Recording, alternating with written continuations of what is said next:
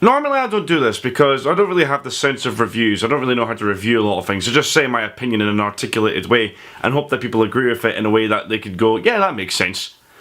However, what I've just finished reading ultimately changes my opinion on anything that I've ever read. This is by far one of the best graphic novel series I have ever read, and it's ultimately now became my favourite graphic novel series ever. In a world that's dominated by DC and Marvel in terms of cinematic and comic responses, we can't really find anything new or original there. You know, it's the basic structure. Good guy fights bad guy, saves the day, wins the girl, saves the world. And that's all important and that's good for, you know, the world of comics, and they can be fun and they can have that element. But for people that want something more from their graphic novels or the comics, something that they can really sink their teeth into and get involved in, you really want something that's good to read, and you really want something that's hard-hitting and deep and, you know, funny and real and straight to the point and stuff like that. Which is why I can safely say that Transmetropolitan delivers on all of that and more. And I loved every single minute of it. Now, I used to work at a pub called The Blind Poet, and my manager at the time, and somebody that used to work for the bar, kept recommending to me that I should read Transmetropolitan. And I worked at The Blind Poet for about a year and a half, and when I stopped working there, they were still recommending it to me. So 5 years after being at the Poet, I finally sat down to read Transmetropolitan, and ultimately, I wasn't disappointed. After the first few pages, I was laughing out loud in the pub while I was reading it, and after reading all of the books, I went from laughing to the point of hysterics to genuinely being invested in the story of a really deep and satirical but political, edgy book. And it's great. It's unlike any comic that I've came across that does that.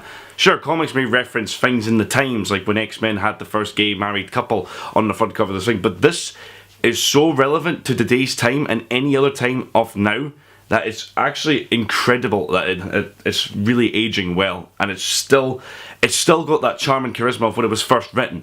So if you don't know what the book's about, I'll give you a basic synopsis of it. There is a journalist called Spider Jerusalem, love that name, who is essentially Hunter S. Thompson in the future.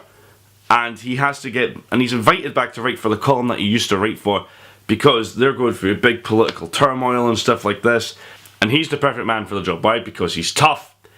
He always tells the truth, and he doesn't care who he has to go through to get to the truth. He just keeps going.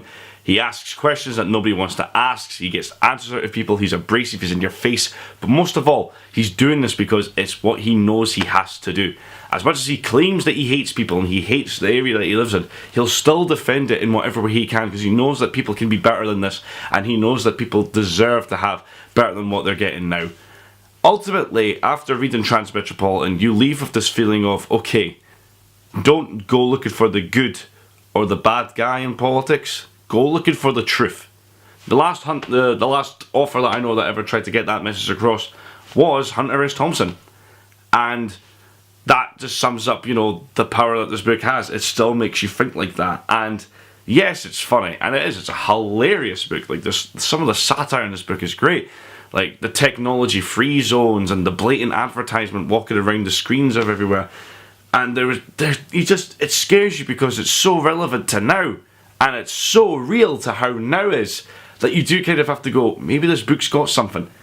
Oh, I absolutely loved Transmetropolitan. I'm kind of sad that I've stopped reading it, but it's got staying power, and I know that I'll definitely reread it over time.